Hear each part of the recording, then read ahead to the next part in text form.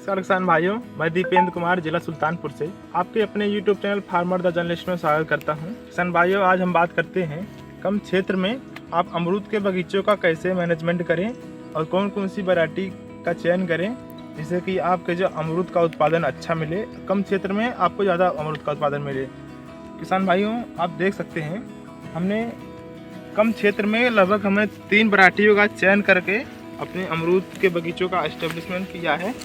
और हर लाइन में हमने इस लाइन में बीच वाले लाइन में आप देख सकते हैं हमने ललित वैरायटी का चयन किया है। 10 पेड़ कम से कम हमने ललित वैरायटी को लगाया है और इसमें लखनऊ 49 को लगाया है इस वैरायटी में, और इधर सरदार गुआवा वैरायटी को लगाया है हमने इस लाइन में। अमरूद के सघन बागवानी कर रहे हैं तो उसका मैनेजमेंट कैसे करेंगे जिससे कि आपका उत्पादन अच्छा मिले। तो किसान भाइयों, बात करते हैं सबसे पहले हम मिट्टी से। यदि आप अच्छे बागवानी का चयन करना चाहते हैं तो सबसे पहले उसका मिट्टी सबसे अच्छा होना चाहिए। मिट्टी के अमरूद के लिए सबसे पहले दोमट मृदा अच्छी होनी चाहिए। दोमट मृदा में इसका उत्पादन अच्छा मिलता है। और किसान भाइयों देख सकते हैं जो हमने ये ललित वैरायटी को लगाया है, ललित वैरायटी की जो पहचान होती है, देख सकते हैं उसकी पत्तियां लाल लाल होती हैं। पत्तियां कुछ लाल कलर की होंगी, हल्का लाल कलर की होगी, इसीलिए इसको ललित वैरायटी कहा जाता है। और हमने सरदार गुआवा को लगाया है, लखनऊ 49 को लगाया है।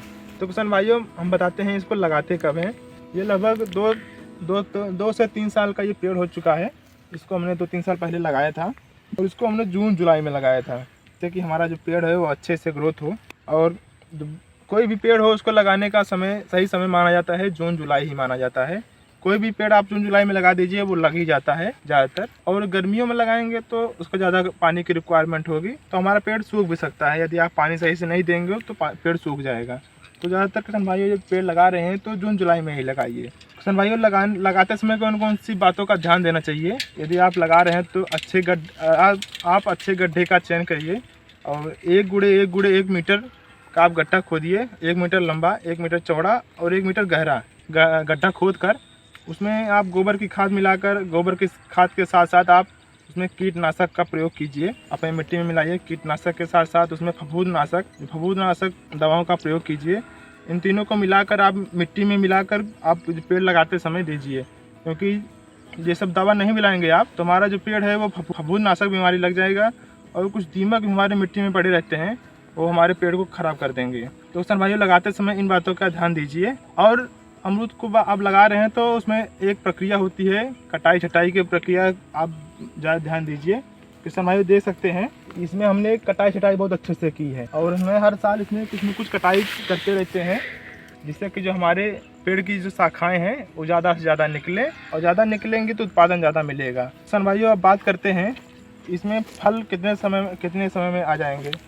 तो लगभग आप लगाने से अच्छी वैरायटियों का चयन कर रहे हैं तो लगाने के लगभग 2 से 3 साल बाद फल आना चालू हो जाते हैं। यदि आप अच्छी वैरायटियों का चयन कर रहे हैं तब, और कोई अलग अन्य वैरायटी चयन करेंगे तो आपका फल लेट भी आ सकता है। किसान भाइयों, यदि आप सघन बागवानी लगा रहे हैं तो आप कम से कम दूरी में पेड़ को लगाइए। किसान भाई देख सकते हैं एक पेड़ से दूसरे पेड़ की दूरी लगभग हमने 2 मीटर रखी है जिससे कि जो हमारा उत्पादन हो कम क्षेत्र में ज़्यादा हो।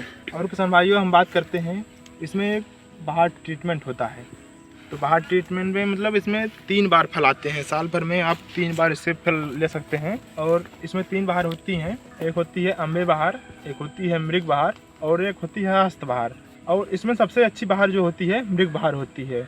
मृग बहार हमारे जून जुलाई में फूल आते हैं, नवंबर से जनवरी तक उसमें फल मिलते रहते हैं। और इसके फल जो होते हैं बहुत अच्छे होते हैं और अच्छे साइज के होते हैं और इसमें कोई कीड़े नहीं लगते हैं, और जिससे हमारे जो मार्केट में वैल्यू अच्छी मिलती है इसके फल से, मृग बहार के फल से। और जो अम्बे बहार होता है उसमें जब फूल आते हैं, फरवरी मार्च में फूल आते हैं और बरसात के समय उसमें फल आते हैं। बरसात के समय जब फल आते हैं तो उसमें हमारे बहुत सारे इन्वायरमेंटल फैक्टर के कारण उसमें कीड़े लग जाते हैं, और कीड़े लग जाएंगे तो हमारा फल उसमें ख़राब हो जाता है। अब फल ख़राब हो जाएगा तो उसमें हमारी मार्केटिंग वैल्यू नहीं मिलती है और फल सड़ जाते हैं। तो किसान भाइयों, अमरूद से अच्छा उत्पादन लेना चाहते हैं तो मृग बहार का ही आप फल का चयन कीजिए जिससे कि आप मार्केटिंग वैल्यू हो अच्छी मिले।